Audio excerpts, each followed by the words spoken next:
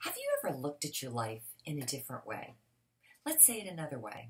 Have you ever said, oh my gosh, I don't know where I am. I don't know what to do next.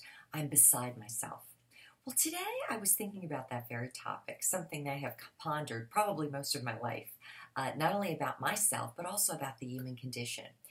And an interesting word, a thought came to me, and it was that of the scroll. If you've ever studied ancient history or been, let's say, moved by the mysteries of the world, you're familiar with the concept of a scroll. Now, I couldn't find an ancient scroll generally made out of parchment or, let's say, the skin of animals. But think about this as the scroll.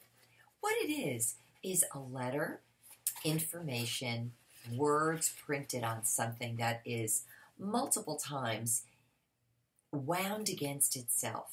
So that in a sense, the scroll, in order to be read, in order to be revealed, has to be slowly peeled apart, where piece by piece, maybe line upon line, letter upon letter, new things emerge from what previously showed us nothing.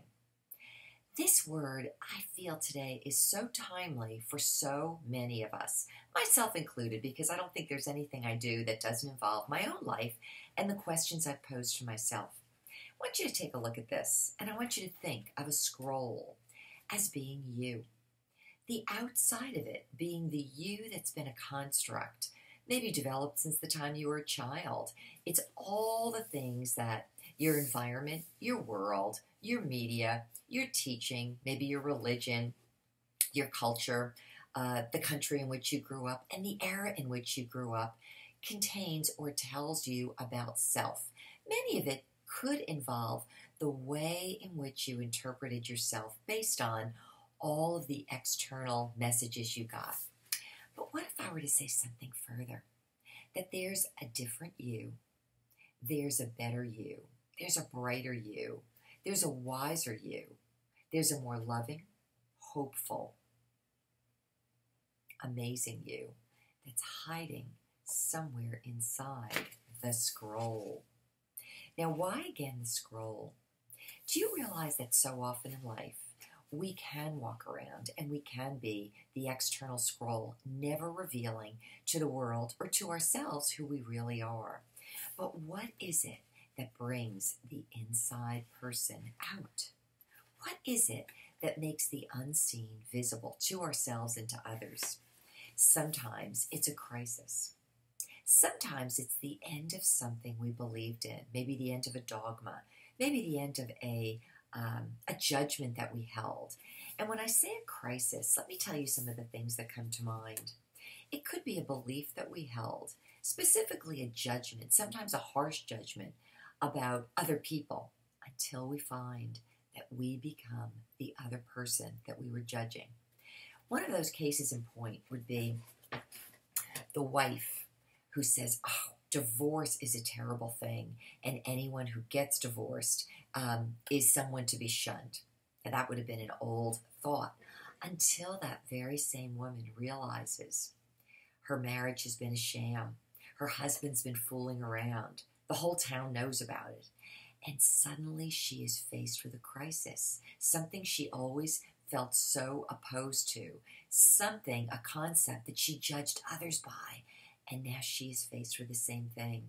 Health issues can be the same. Sometimes people think that they're living this perfect life. They don't understand why other people suffer physically until a health issue or a health crisis visits them or a close member of their family.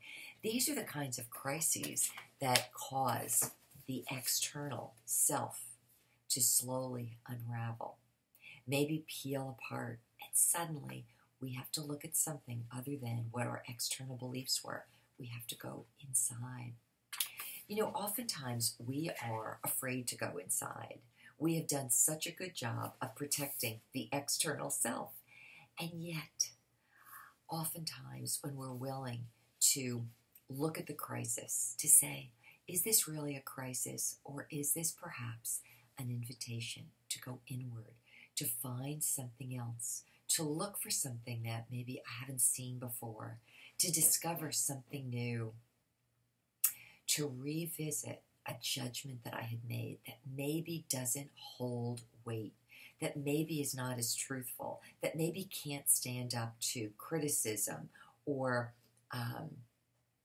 to the weight of the world that is now being presented to me. Sometimes there is a gem, there is a beauty, there is a wisdom that is within us, but until such time as we are confronted with it, we may never know what lives inside of us, and we may never be able to disclose those kinds of things that maybe we personally need to see in our lives, but also those things that need to be revealed to others.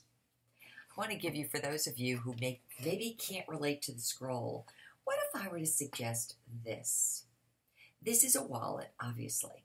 And I want to say that, let's say it's a wallet, again, that is designed with the skin of an animal.